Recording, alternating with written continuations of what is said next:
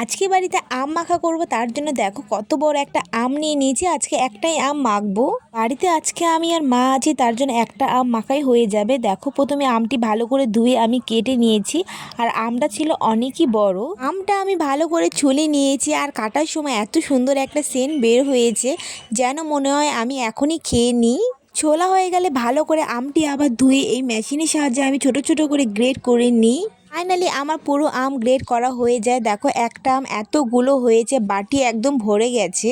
ঠিক আমি এতগুলো লঙ্কা নিয়ে নিয়েছি, কারণ টকের মধ্যে ঝাল ঝাল না হলে একদমই ভালো লাগে না। লঙ্কা এদিকে কাটা হয়ে গেছে, এখানে দিয়ে দিয়েছি স্বাদ মতো লবণ, স্বাদ মতো চিনি, আর এখানে দিয়ে দিয়েছি কাসুন্দ। কাসুন্দ দিলে আম মাখা খাইতে অনেকই ভালো লাগে।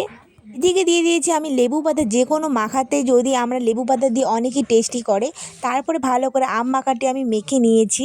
আম মাখাটা দেখতে তো অনেকই সুন্দর হয়েছে, একটু মুখে দিয়ে দেখি কেমন হয়েছে, তারপর আমি মাকে দেব। তোমরা তো আমার মুখ দেখে বুঝতে পারছো কেমন হয়েছে। আম মাখাটা ছিল অনেকই টেস্টি, কিন্তু আমটা ছিল অতিরিক্ত টক। চিনি দেওয়ার পরেও অনেক টক করছে। আমার মা বলছে অনেকই টেস্টি হয়েছে, কারণ মা টক খেতে অনেকই ভালো লাগে।